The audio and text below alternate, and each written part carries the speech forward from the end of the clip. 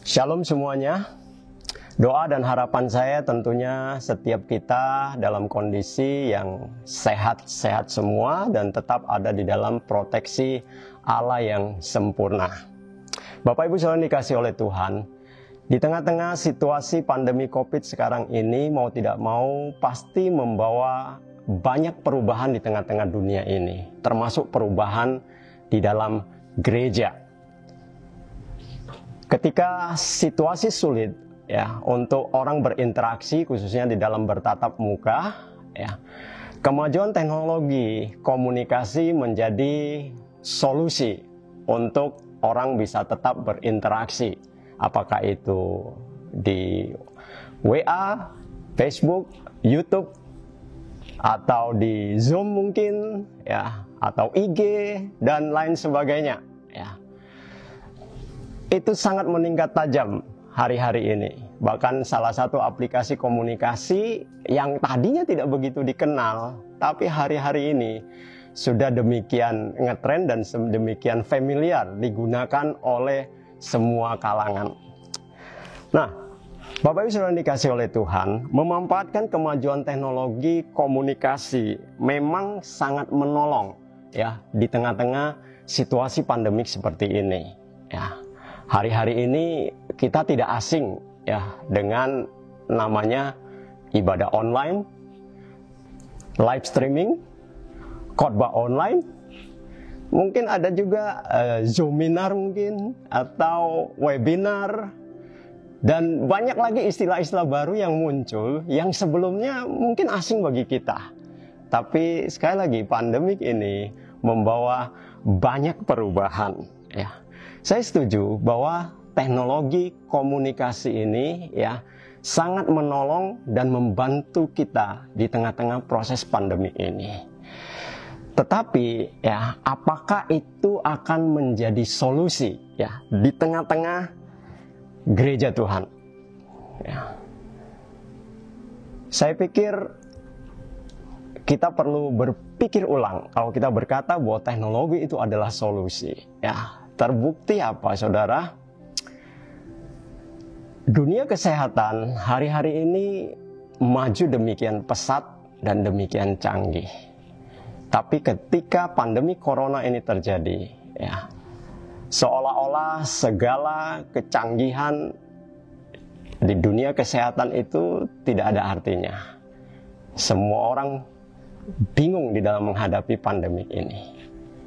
Bisa jadi teknologi juga seperti itu ya. Hari ini mungkin kita bisa menggunakan teknologi komunikasi yang demikian banyak ya. Tapi mungkin satu hari nanti ya kita akan mengalami situasi yang sulit ya. Karena mungkin dibatasi atau teknologi juga tidak akan pernah menjadi jawaban. Bapak Ibu saudara dikasih oleh Tuhan, ingat, dari sejak awal manusia diciptakan itu adalah sebagai makhluk sosial. Artinya manusia tidak dapat hidup sendiri, tetapi dia membutuhkan manusia yang lainnya untuk mereka bisa bersama-sama. Hari ini kita mau lihat bersama-sama relasi atau hubungan apa yang Tuhan mau untuk terjadi di tengah-tengah gerejanya. Mari kita buka di dalam kitab Kejadian pasalnya yang kedua, ayatnya yang ke-18. Kejadian 2 ayat ke-18, firman Tuhan. Tuhan Allah berfirman, tidak baik kalau manusia itu seorang diri saja. Aku akan menjadikan penolong baginya yang sepadan dengan dia. Ya. Yang sepadan dengan manusia artinya harus manusia lainnya. Ya. Dan tidak bisa digantikan dengan yang bukan manusia. Jadi untuk kita bisa membangun relasi yang benar seperti apa yang Allah mau, yang pertama adalah ya, manusia harus membangun relasi atau hubungan dengan manusia lainnya. Artinya suami bisa dengan istri, demikian sebaliknya, orang tua dengan anak, ya, atau manusia yang satu dengan manusia yang lainnya. Nah, hal yang kedua, kita mau melihat bagaimana membangun relasi atau hubungan yang ilahi itu. Kita buka di dalam Kejadian 2 ayatnya yang ke-25. Mereka keduanya telanjang, manusia dan istrinya itu, tetapi mereka tidak merasa malu. Kalau saya ambil di dalam kitab terjemahan bahasa Indonesia masa kini, ayat yang ke-25 berkata, laki-laki dan perempuan itu telanjang, tetapi mereka tidak merasa malu. Telanjang di sini berarti terbuka. Jadi untuk kita bisa membangun relasi yang ilahi atau hubungan yang Tuhan mau, keterbukaan itu menjadi satu poin yang penting.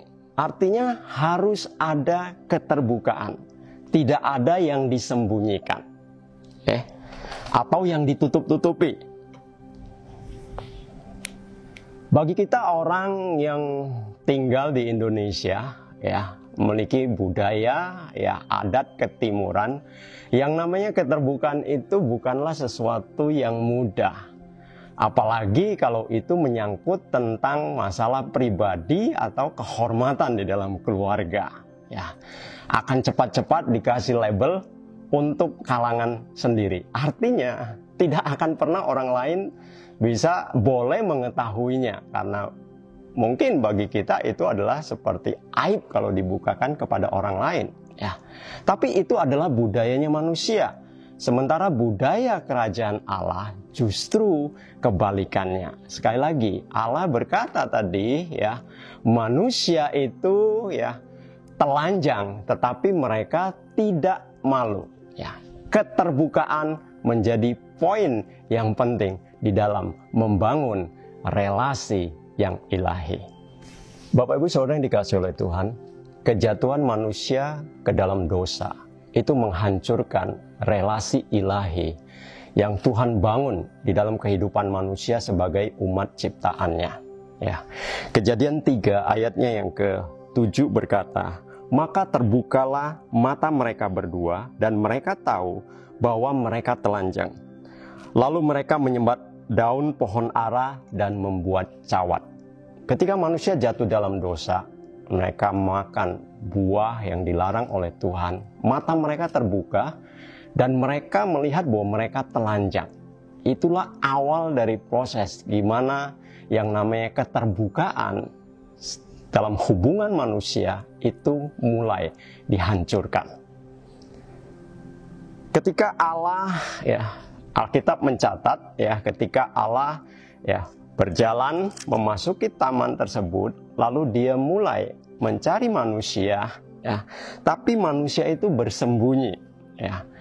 Kalau Bapak Ibu baca di dalam Kejadian pasal yang ketiga, ayatnya yang ke-8, ketika mereka mendengar bunyi langkah Tuhan Allah yang berjalan dalam taman itu pada waktu hari sejuk, bersembunyilah manusia dan istrinya itu terhadap Tuhan Allah di antara pohon-pohon dalam taman. Mengapa mereka bersembunyi, saudara? Bukankah sebelumnya saya percaya walaupun tidak ditulis dengan jelas, mereka pasti memiliki hubungan yang indah, Allah sebagai pencipta dan manusia sebagai ciptaannya, juga antara Adam dan Hawa sebagai manusia satu dengan manusia yang lainnya. Tapi ketika mereka jatuh di dalam dosa, mereka mengetahui bahwa mereka telanjang, lalu timbullah rasa ketakutan ketika Tuhan datang untuk mengunjungi mereka.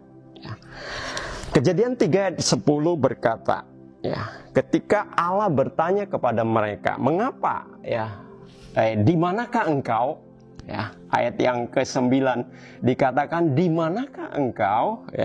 Ayat yang ke-10, ia menjawab, Adam menjawab, ketika aku mendengar bahwa engkau ada di dalam taman ini, aku menjadi takut. Karena aku telanjang, sebab itu aku bersembunyi. Lihat, saudara, ketika manusia jatuh dalam dosa, ya, yang timbul di dalam kehidupan mereka, yang pertama adalah ketakutan. Ya. Biasa mereka bisa berkomunikasi dengan Allah, mungkin demikian indah, tapi hari itu ada ketakutan. Ya. Firman Allah katakan, aku menjadi takut, karena itu aku bersembunyi. Pertama mereka takut, kedua mereka bersembunyi. Kenapa mereka bersembunyi? Karena mereka malu, ya, sebab mereka melihat ketelanjangan mereka. Nah, Bapak Ibu Saudara yang dikasihi oleh Tuhan, penghancur daripada relasi, penghancur daripada keterbukaan yang ada di tengah-tengah hubungan itu adalah ketakutan atau rasa takut dan rasa malu. Ya. Takut berarti tidak aman. Malu berarti berpikir, apa kata orang? Bukankah seringkali ya, ketika kita tidak berani terbuka kepada seseorang, ya, mungkin karena ada ketakutan, ya, takut nanti kalau orang ini bisa dipercaya, takut kalau orang ini bisa memegang rahasia, ya, takut bla bla bla segala macam. Atau malu nanti kelemahan saya diketahui, nanti kesulitan saya diketahui sama orang, bla bla bla dan lain sebagainya.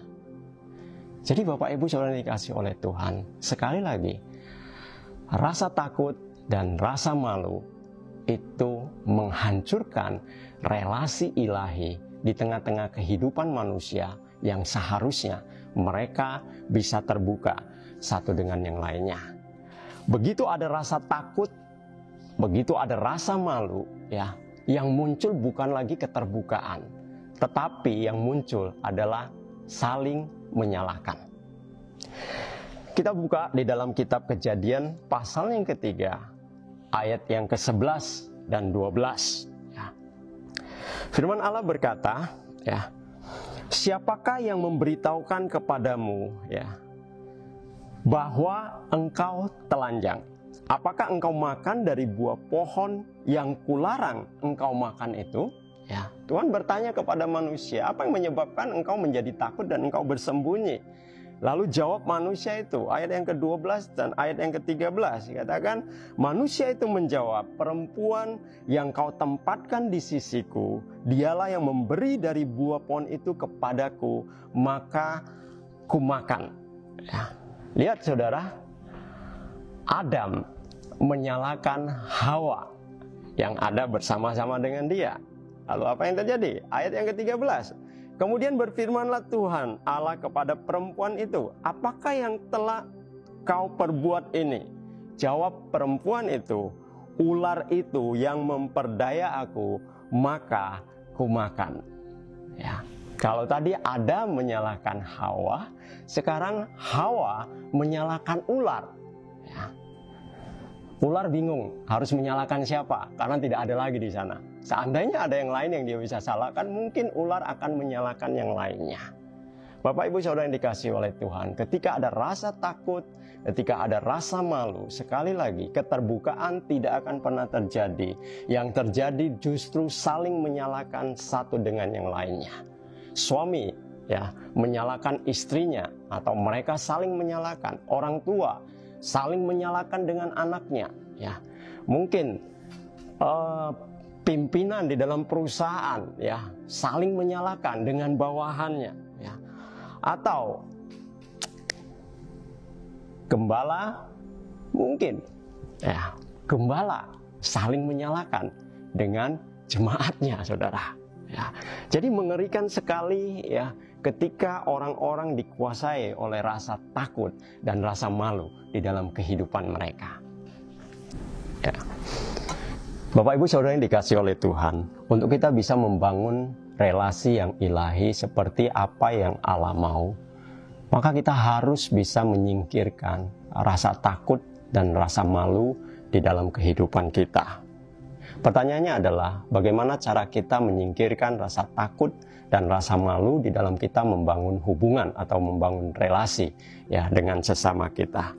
Mari kita lihat di dalam kitab 1 Yohanes 1 ayatnya yang ke-6 dan ke-7. Ya.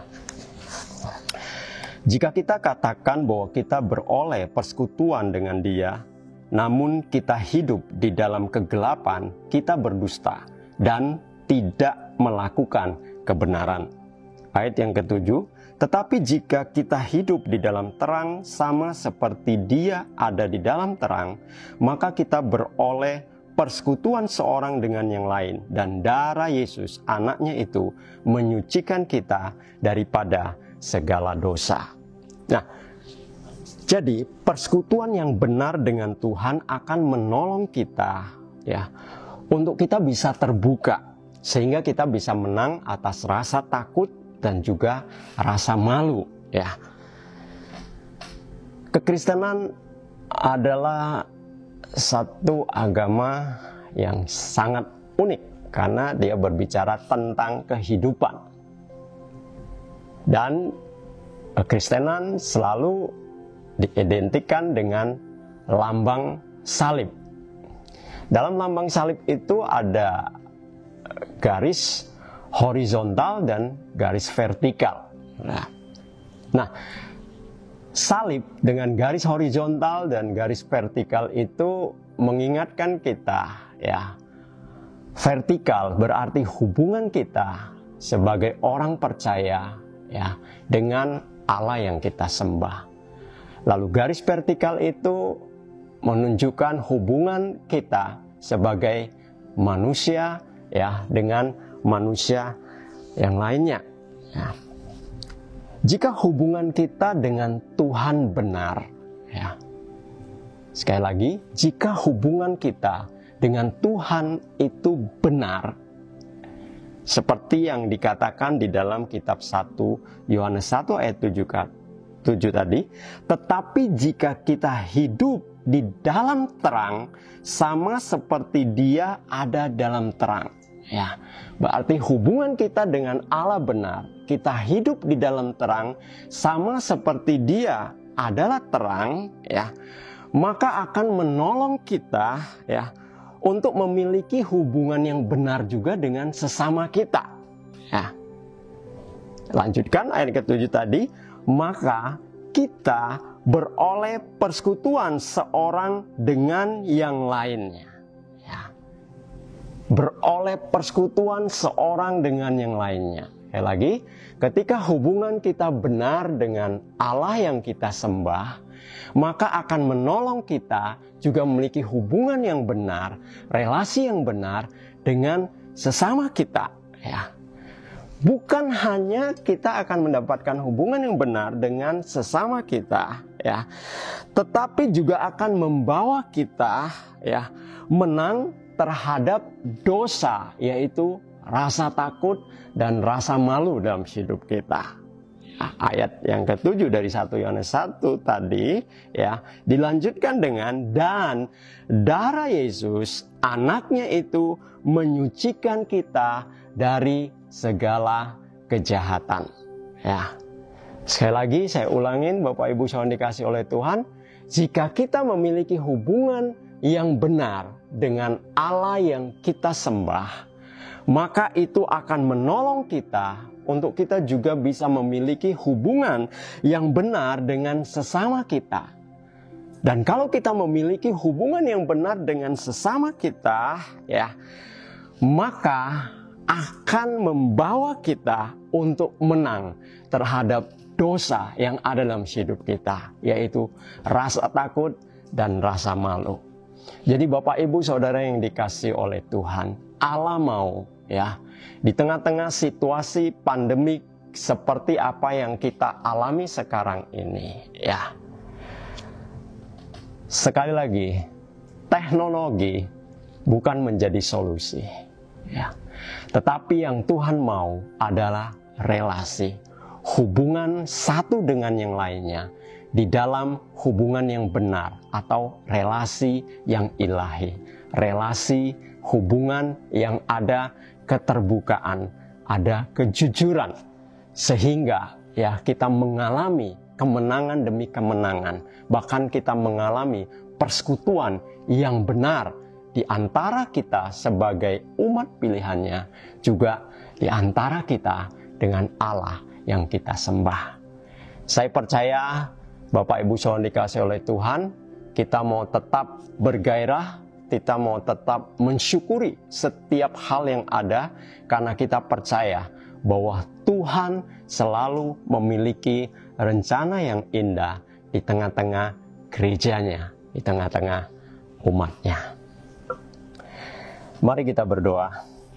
Tuhan, kami mengucap syukur kalau hari ini Allah mengingatkan kami tentang membangun relasi yang ilahi, membangun hubungan di mana ada keterbukaan. Kami sadar bahwa rasa takut dan rasa malu menjadi penghalang terbesar untuk kami bisa terbuka satu dengan yang lainnya. Tapi hari ini firman-Mu menguatkan kami. Justru di tengah-tengah situasi, justru di tengah-tengah kondisi, kami tidak mau terbuka oleh karena ada rasa takut dan rasa malu. Ya, firman-Mu mengajar kami untuk kami harus membangun persekutuan yang erat dengan Engkau, supaya kami memiliki keberanian untuk kami benar-benar terbuka. Mungkin sulit, tapi kami percaya bahwa itu adalah kehendak-Mu. Dan ketika kami melakukan kehendak-Mu, selalu ada kasih karunia Allah yang bekerja dalam hidup kami. Terima kasih Bapa, kami bersyukur firman-Mu menguatkan kami, mengingatkan kami bagaimana kami harus hidup benar seperti apa yang Allah mau. Di dalam nama Tuhan Yesus kami berdoa. Amin. Ya, hal berikut yang Bapak Ibu bisa lakukan ya di tengah-tengah ibadah di rumah Bapak Ibu Saudara sekalian adalah kita akan diskusi bersama-sama. Apa yang kita diskusikan? Ya, yang pertama adalah diskusikan penghalang terbesar apa dalam hidup kita yang membuat kita sulit untuk bisa terbuka dengan orang lain. Ya, jika ada rasa takut, mungkin bisa diceritakan ya apa latar belakangnya.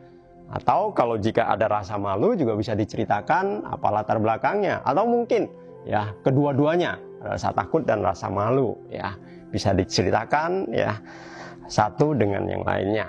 Ya. Kemudian hal yang kedua, ketika saudara sudah bisa cerita, saudara bisa sharing satu dengan yang lainnya tentang penghalang tersebut ya. Saling mendoakan dan cabut setiap akar-akar yang menyebabkan penghalang untuk Bapak Ibu Saudara bisa terbuka dengan yang lainnya. Ya.